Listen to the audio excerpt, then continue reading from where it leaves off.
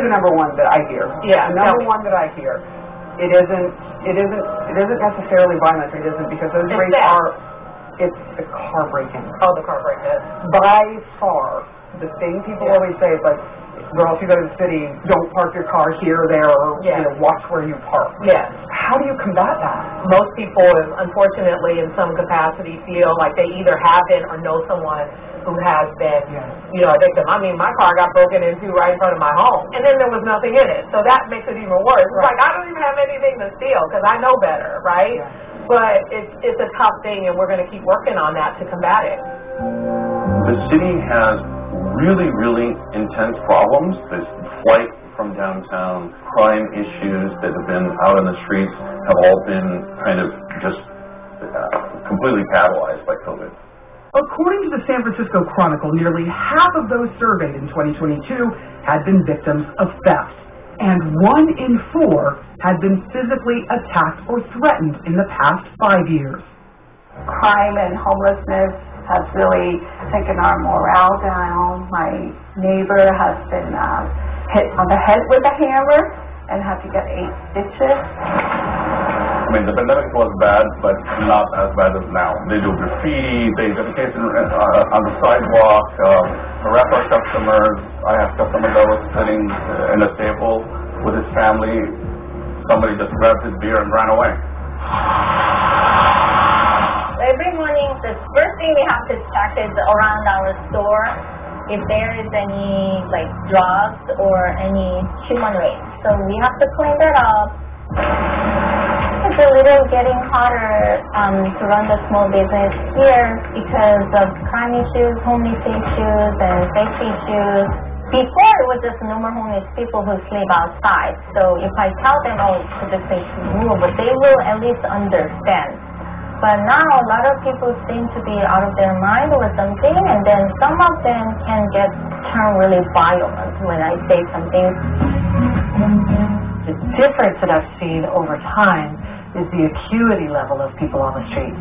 So people have really difficult medical situations that they're struggling with, much higher levels of substance use that they're struggling with, much higher levels of mental illness. And so, you really see homelessness in a much more visible way. And so even though the raw numbers might not be increasing, it seems like it's worse because there's such visible suffering that you can witness.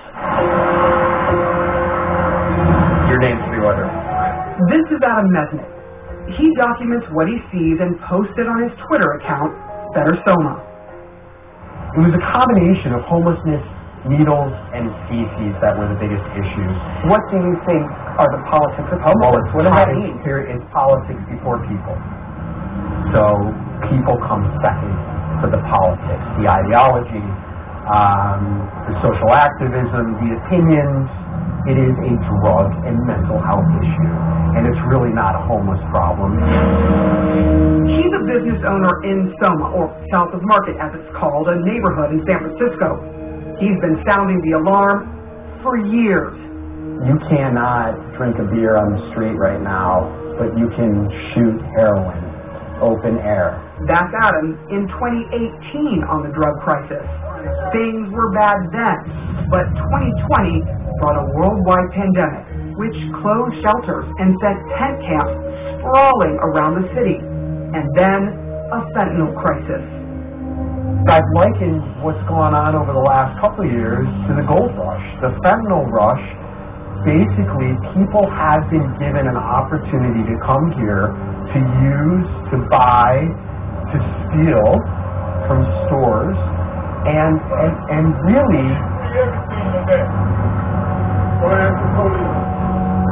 really create a situation where there are no rules, there are no consequences.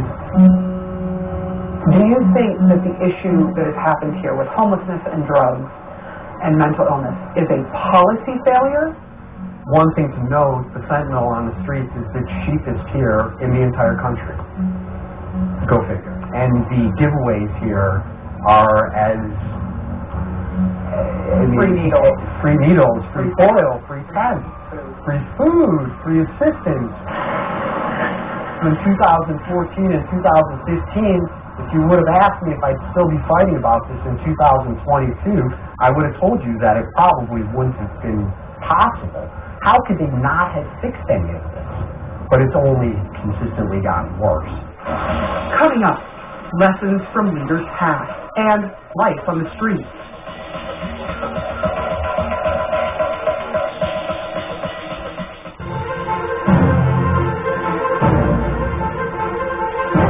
Welcome to the Voice of the Voter debate, the race for mayor.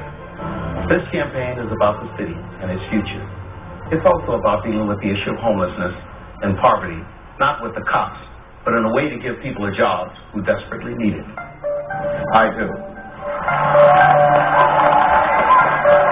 More than 25 years ago, Mayor Willie Brown won office, Ladies and gentlemen, the mayor.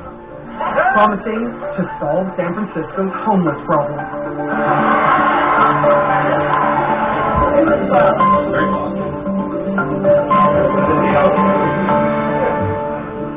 Do you find it interesting that here we are in 2022, and homelessness and mental illness coupled with drugs is one of the #1 issues that San Francisco has to deal with now? It's kind of amazing that now some 30 years later, that's the same symbol of our city. A photograph of a guy pushing a shopping cart. Crimes involving people having their cars broken into. Mayor Brown served San Francisco from 1996 to 2004 during much of the dot-com boom. From his time in office until now, he has one key belief about the root cause of the homelessness problem. It is not designed to be solved. It is designed to be perpetuated. You said it's not designed to be solved? Is that how you say it? It is to treat the problem, not to solve it. From the 1990s until this day, mayor after mayor, the same tensions have played out for decades. Like many cities, San Francisco hasn't made much progress in reducing the numbers of destitutes. Police clearing homeless people from one block only to end up on another, days, sometimes just hours later. Unhoused people refusing shelter or medical treatment, and the city's inability to force anyone to accept help.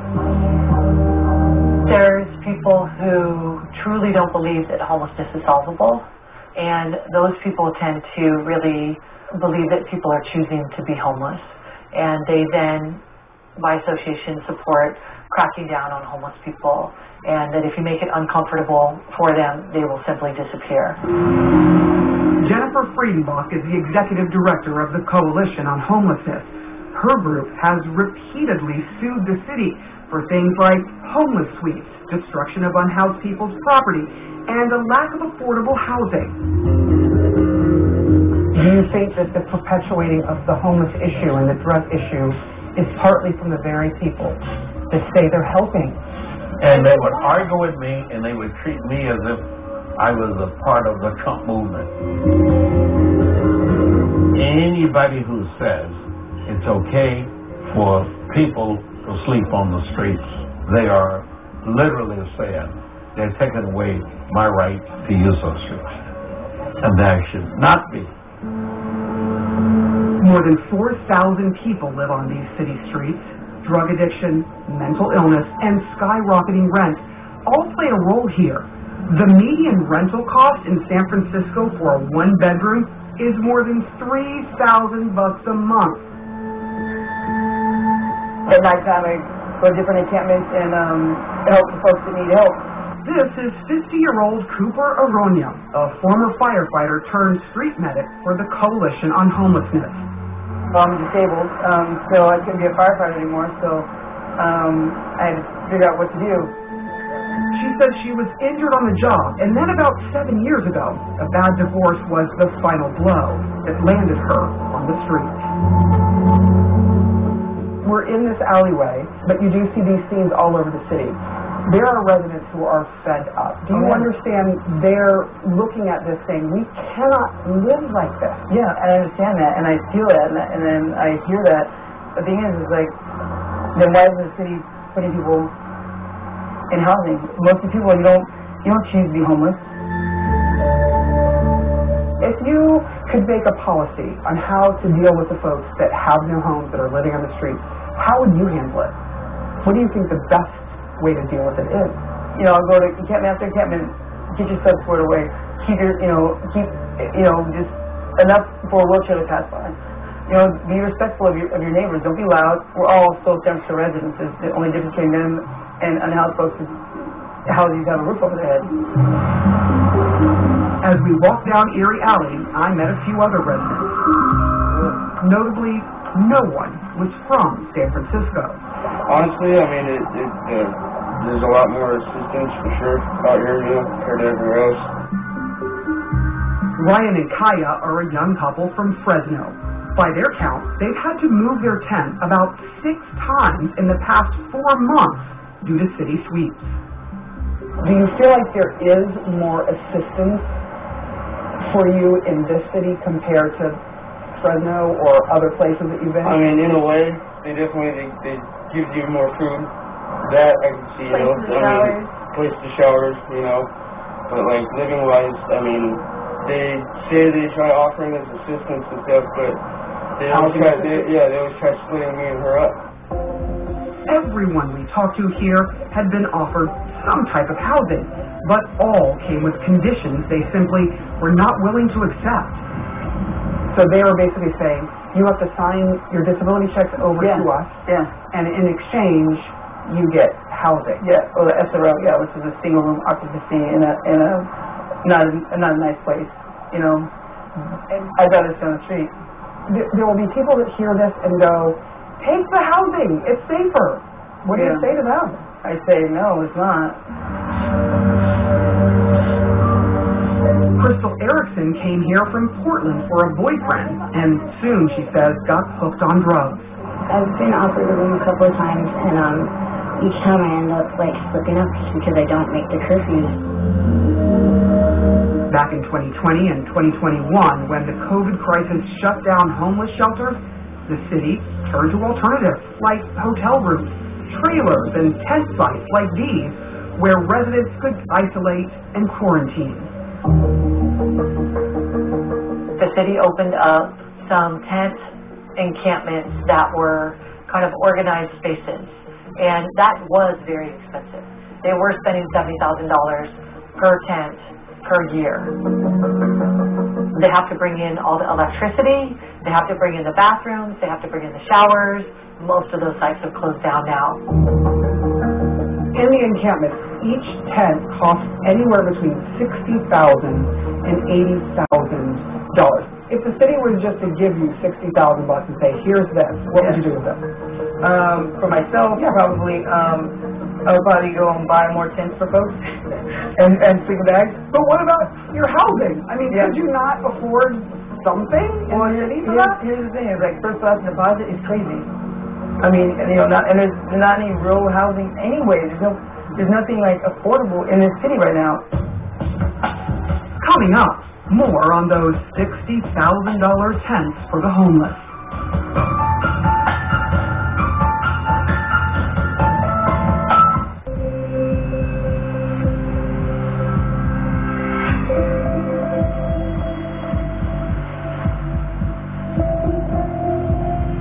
San Francisco spending $1 billion over a 2-year period to support challenges around homelessness, which includes addiction, substance use disorder. It includes people who struggle with mental illness. And we spend money on a lot of programs. So where's the disconnect between those programs that are serving or supposed to serve this population? That number is huge.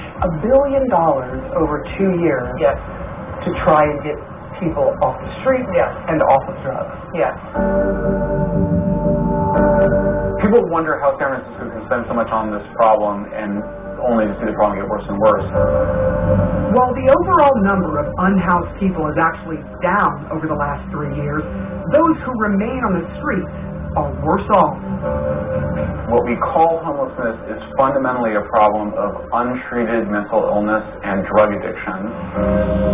The biggest critics of the city's approach to homelessness call it misguided compassion, ineffective, even inhumane. They're spending monies in ways that attract people and incentivize people to come to San Francisco and behave in the ways that they do. Where are y'all from? We're from Tabasco. But that's just a hard place to be homeless. It's way easier. I love it here. I love it here. Like so many people we've met on the streets here, Keely and Justin came to San Francisco and never left. That's Keely's dog, Baby Peanut. On this morning, we found Keely packing up. What is happening? What are you being asked to do now? They make people move. I mean, I could move, like, to the next corner, and that'd be fine, but, like, give these people a break here in this apartment. How did you end up on the street? Drugs. I go to rehab, I get clean, and something, whatever it is, pulls me back. That's the story of a lot of people in this country. Like, you're absolutely not alone in that. I love heroin. I mean, that's the straight up honest. He doesn't do heroin. Well, I mean, but that, it does change you, and you will hear people saying they love it. That's why their whole life sort of is chasing it, right? Do you think that the services that San Francisco offers people who are on the streets encourages people to come to the city and stay at the city? encouraging homeless people? Yeah. Yes. I don't know. Justin, what makes you so certain about that? Because I know people, that's why it's just common knowledge of like, go to San Francisco. I don't think it's the housing that encourages them to come. I think it's the cheap drugs. I think it's the hearing about what you can buy for how much money and how you can use outside and not get arrested. On this day, the city's homeless outreach team offered Keely a spot in the safe sleeping site. It's the last cluster of those controversial and expensive city-run encampments. What does this cost the city? You know, is there a number per tent? I heard upwards of $60,000. Is that an outrageous number? I don't know the latest costing for this, but it's not free. In fact, that cost has gone way up. The latest number is more than $90,000 per tent per year, according to a Department of Homelessness report released in March 2023. And for some city officials, it's a price worth paying. The opportunity cost of people trying to live a life on the street, not making progress, going backwards in their mental health and their physical health, being preyed upon by drug dealers and violence, that's the real cost that we should really be worried about. This is Sam Dodge. He's the director of the Healthy Streets Operations Center. His team offers services to people before their tents are cleared by the city. You let us know when you're done, and we'll come through and clear. Okay, great. Thank you. Can you give me a sense of the numbers of people who are experiencing homelessness in the city?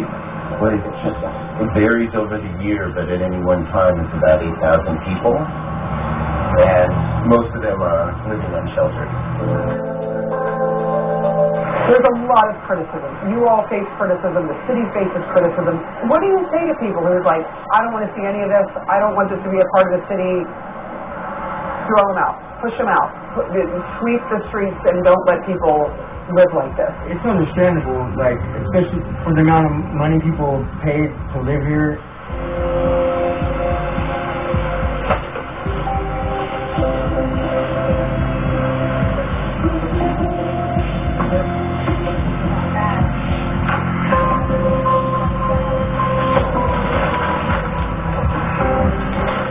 Here's the thing. This is Keely's second time staying at this sleeping site. Last year, she took the housing that was offered, but wound up back on the street. I moved into a congregate shelter. It's like SRO, but with roommates. And I just didn't really like it, and I just need to be somewhere alone. And the safe sleep here is my favorite option.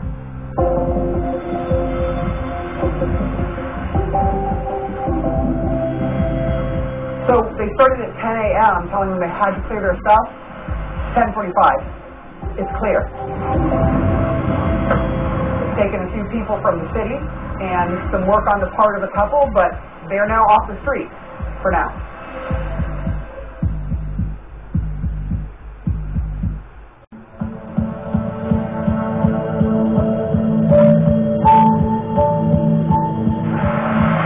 The time for finger pointing and blaming other people is over. Mayor London Breed appointed Brooke Jenkins district attorney after Boudin's recall, and voters elected her in November last year. Congratulations, Mr. Having a district attorney who believes in prosecuting people for the crimes that they commit is going to be a game changer for our city. While there has been little measurable difference in crime rates thus far, the San Francisco Chronicle reports that police are bringing 20% more cases for prosecutions to Jenkins' office compared to her predecessor. As for the controversial Tenderloin Center, its doors closed in December 2022. The Linkage Center didn't do anything to make anything better. I see it as an absolute failure. The Linkage Center. You have the Tenderloin Center not far from here. Do you regret opening that, or was that something that you feel like you tried something and it failed? I don't regret opening it. We needed to try something different. Through the Tenderloin emergency, 1,000 people get shelter and housing. We reversed hundreds of overdoses. So that it didn't solve the drug crisis or the open-air drug markets is part of the reason why it needed to come down. What did it turn into? Why did you close it? We heard of a lot of drug use, which we weren't adamantly opposed to, but it needed to lead to something. Also, we were struggling because of the legalities of state consumption sites and the federal and state laws. But more importantly, for me, the big issue was the linkage of what was supposed to happen did not happen.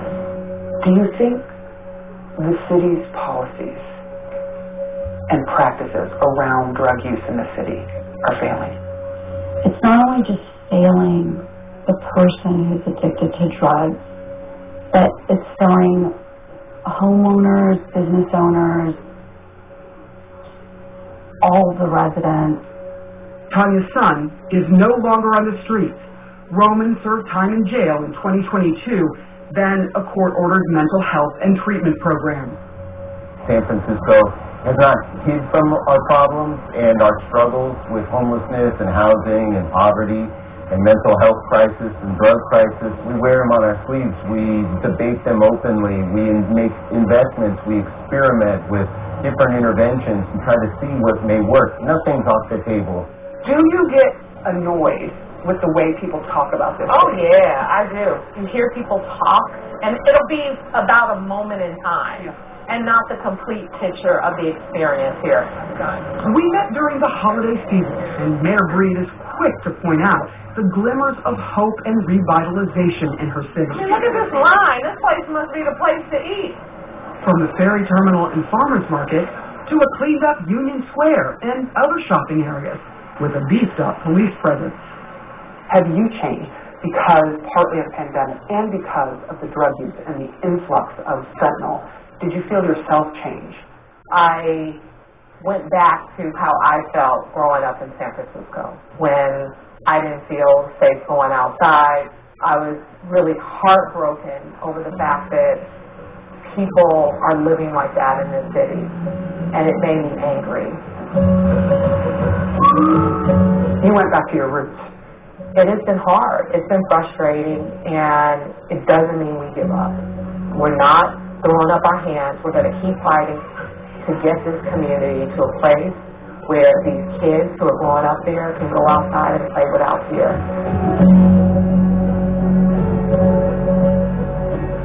What One of the moms you met in this hour, Jackie Berlin, continues to search the streets for her son Corey. And in late